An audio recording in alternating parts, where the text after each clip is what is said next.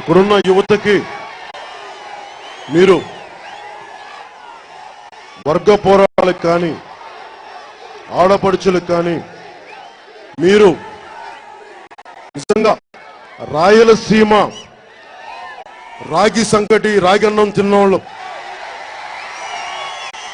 నేలని పుట్టిన వాళ్ళం, ఈ గాలి పీల్చుకునే వాళ్ళం. ఈ మార్పు రావాలి అంటే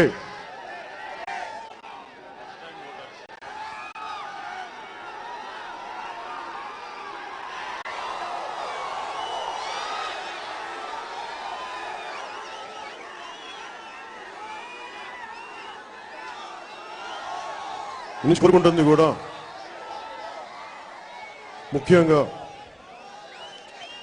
రాయలసీమలో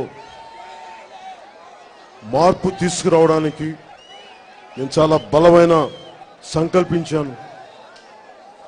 అన్ని ప్రాంతాల రాజకీయం వేరు, రాయలసీమ రాజకీయాలు వేరు, హింసతో కూడుకున్న రాజకీయాలు.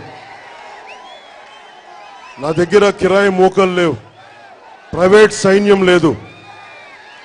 కానీ ప్రైవేట్ సైన్యాన్ని ఎదిరించగలిగే గుండె ధైర్యం ఉన్న గుండె సైనికులు, జన సైనికులు ఉన్నారు. పొద్దున కార్యకర్తల సభలో ఒకటే చెప్పాను,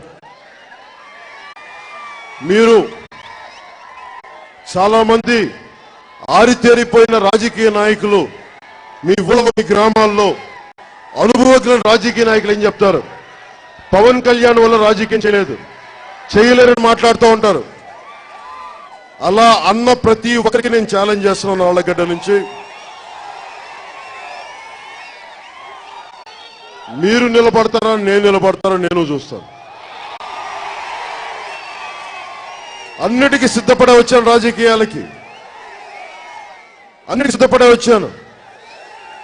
ఎందుకంటే ఎక్కడో నేను విసిగిపోయాను.